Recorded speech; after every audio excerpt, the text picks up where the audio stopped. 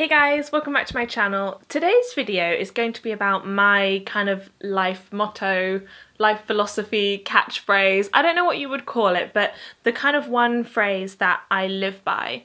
I have actually just finished reading Essentialism, which I would highly recommend, and I think I'm going to do a book roundup of all the books I've read this summer. But what it says in there is that you should have kind of one thing that you're pursuing above all. And so I've kind of tried to think of what my answer would be to that. By the way, before I begin, if you are new here, I would love it if you would subscribe. If you're into business, travel, nomad content, all that kind of thing, this is going to be the channel for you. And if you're coming back from a previous video, then it's lovely to see you. I hope you have had a great week. So, my life motto is choose joy.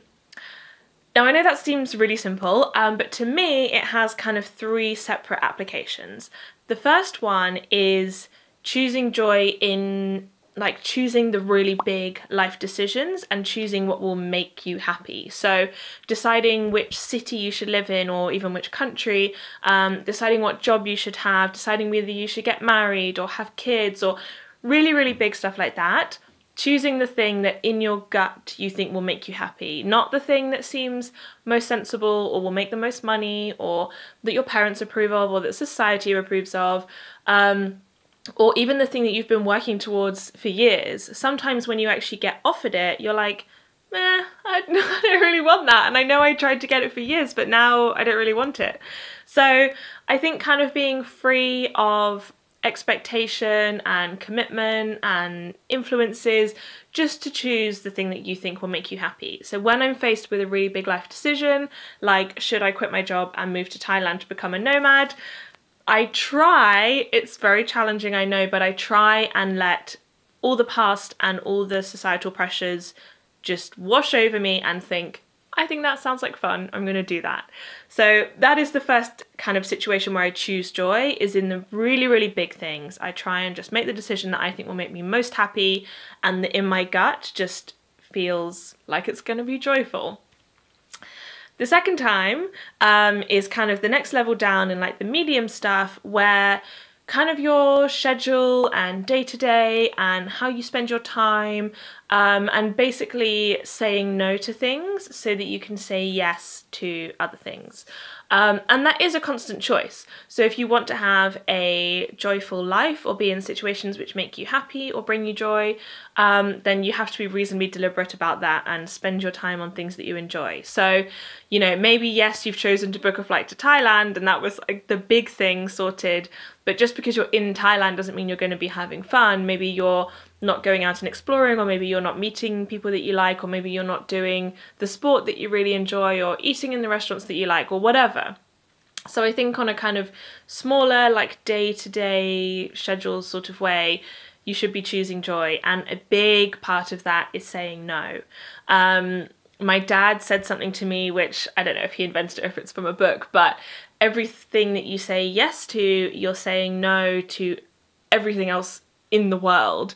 So if you say yes to having Mexican for dinner, then you're saying no to Chinese, Italian, French, Polynesian, whatever like random food you can imagine.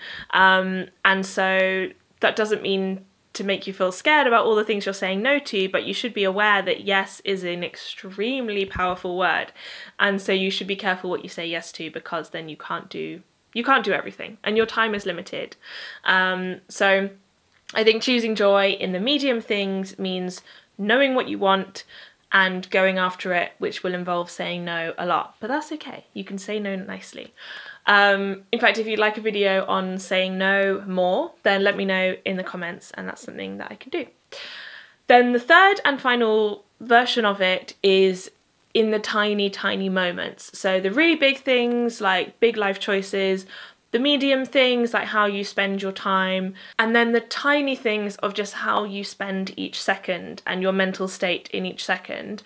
And this is something that, I mean, I'm trying to work on all these things, but this is something that I'm particularly trying to work on at the moment, and where I think having kind of a mantra really helps, of choose joy in every second. So Maybe sometimes you are getting a bit wound up or something is annoying you, and maybe you even know that you're being unreasonable, but you're just angry. And that is the moment where I want to try and choose joy and almost just like reset and be like, wait, why am I angry? Like, the train is delayed, but whatever, like, worst case scenario, I'll get a less hour of sleep because I'll be home late. Or, you know, that's okay. I can just get some more of my book read, and trying to choose joy just in the really, really minute moments like that. And I think that comes kind of in two halves. The first half is, like I said, where something is bad, but you can choose to see it as okay. So a really kind of silly example is I have now kind of pledged to stop running for the tube in London. When I used to live in London, I got very swept up in this, and you know, you're that person who is running even though there's another one in literally 1 minute, and you're so mad that you've missed it, and you're like, I missed my train. But now I try to think, I don't even run, I just walk, and I'm like, there is literally another one in a few seconds.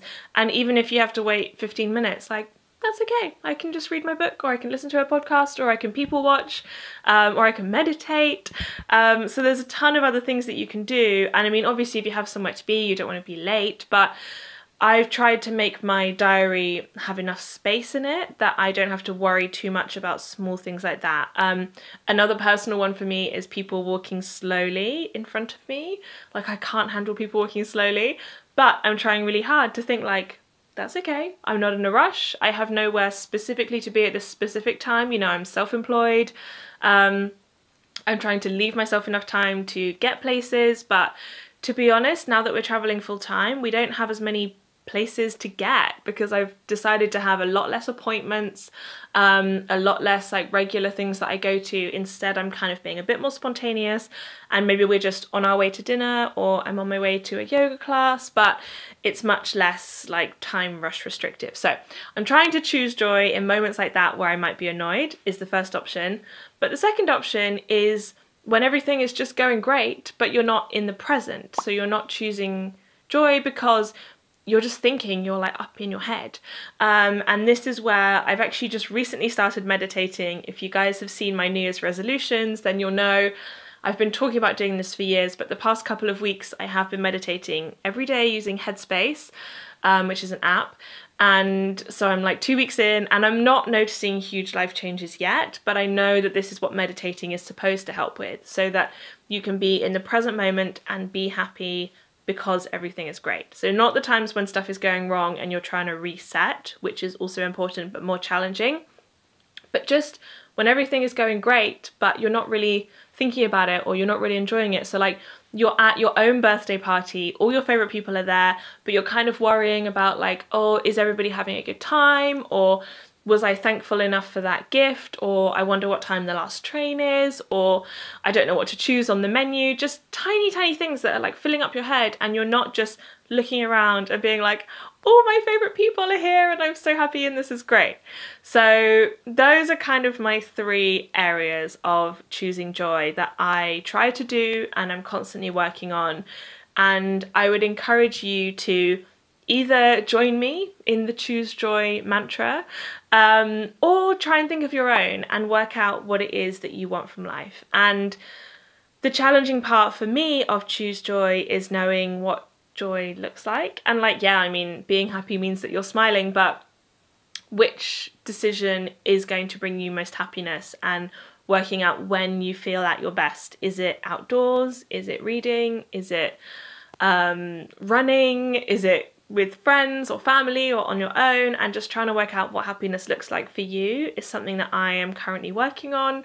And I'd be interested to hear for you guys what happiness looks like for you. Like, when you kind of feel super ecstatic, is it reading a book on the balcony, or is it swimming 10k in the freezing ocean, or is it running up a mountain top? I'd really love to know what makes you most happy, and maybe it'll help me work out exactly what makes me the most happy. But that is my life mantra. I really hope you found it interesting to have a bit more of a personal video from me, kind of looking into my life choices rather than just giving you lots of advice. I hope you found it useful. If you're new here, please don't forget to subscribe, and I will see you guys in next week's video. Tuesdays, 6 p.m. London time. As always, you know where to find me. Have an amazing week and I'll speak to you soon. Bye!